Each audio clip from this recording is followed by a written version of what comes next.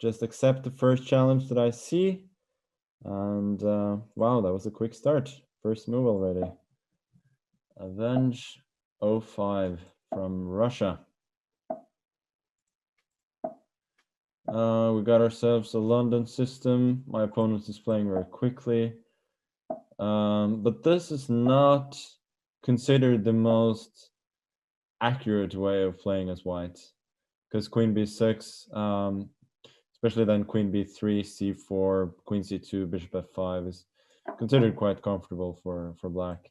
And here now that b3 has been forced, that is forever going to be a slight weakness in white's position. And that means that although the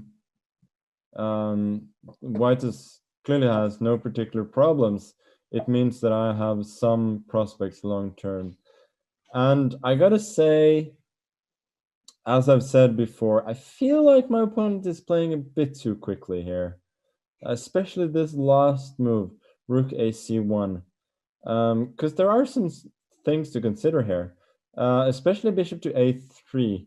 The obvious response would then be rook c2, but that would lose to either knight takes d4 or knight b4, both moves attacking the rook and basically trapping the rook and ensuring that my rook from c8 will take the rook on c2 later on.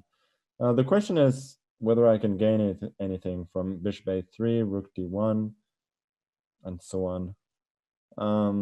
Knight takes e5, d takes e5. My knight is attacked, so I don't win a pawn. Probably I don't gain a whole lot, but I will do it anyway. Bishop a3, a rook to d1, and I will probably go queen to a5. Continuing to hunt those pawns. Rook b1 is also natural. Kind of didn't consider that. Now with queen a5, I feel like b4 could be seriously inconvenient for me. Okay, let me try and reroute the pieces instead. Bishop a3, that was a clear case of long think, wrong think, because I ended up playing a subpar move there. Now I've at least opened up the attack on the c file. So although on this trade I'm fairly happy with, just getting his knight away from e5.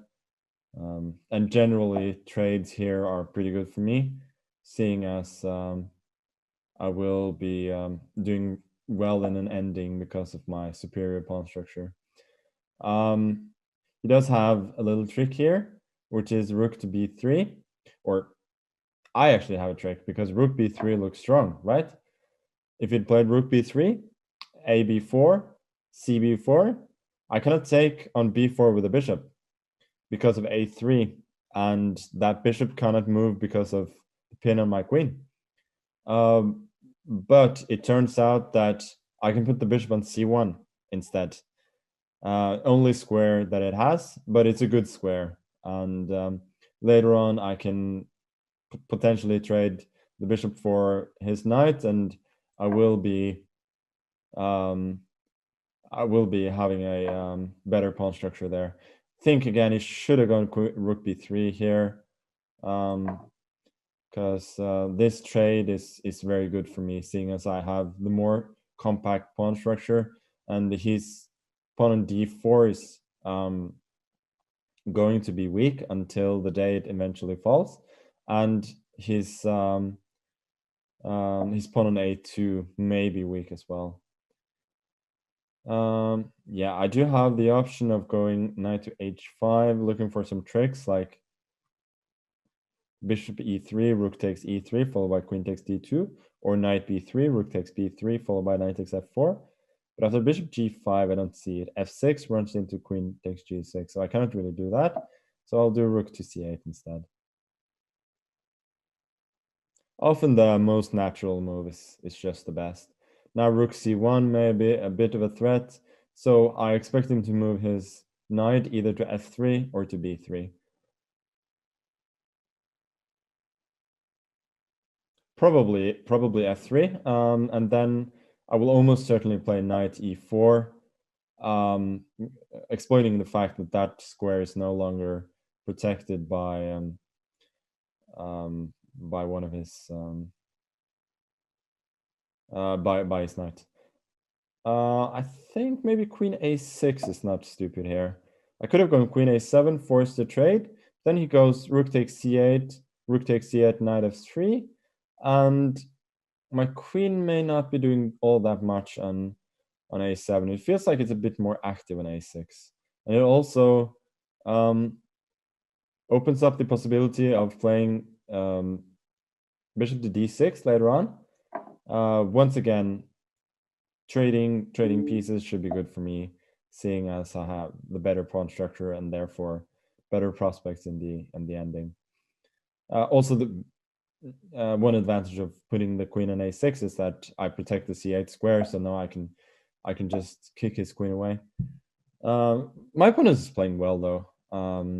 I think he's a little bit worse, but it's not a lot, and that's not a bad position to be in at this point. I may have a threat here, which I think he missed. Knight c3 and now knight e2 is a very strong threat.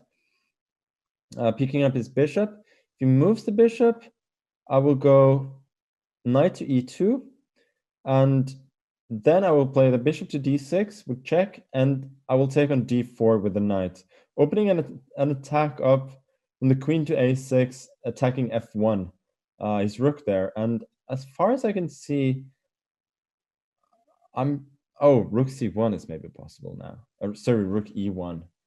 If knight e2, knight e2, he will take and then take the bishop on a3. So that is probably the only way not to lose material immediately. I do think, however, after rook to e1, bishop to f8, I will win a pawn, because I'm threatening both knight to e2 and taking the pawn on a2.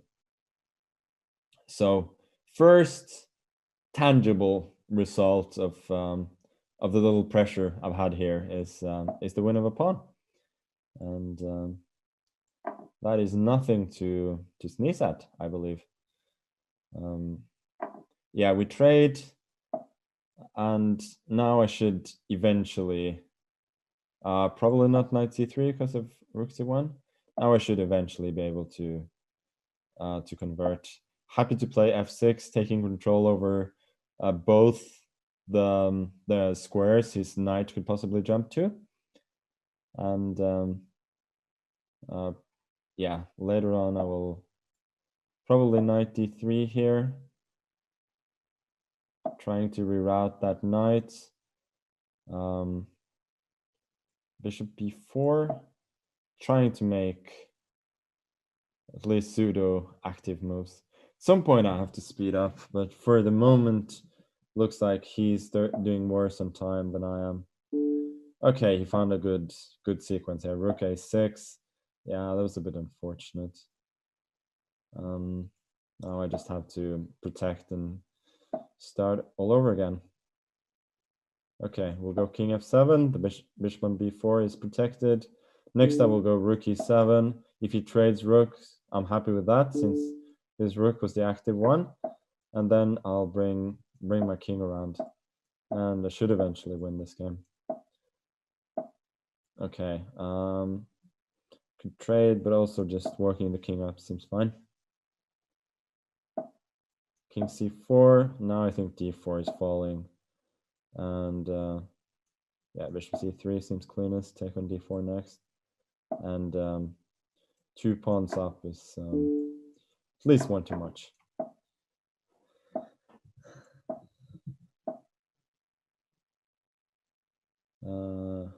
Yeah, wherever I can flag or can win on the board, it's a nice situation to be in. Okay, good game by my opponent, and I think also a very decent game from an instructional point of view, because it showed the value of of the pawn structure, and that is eventually what decided this game.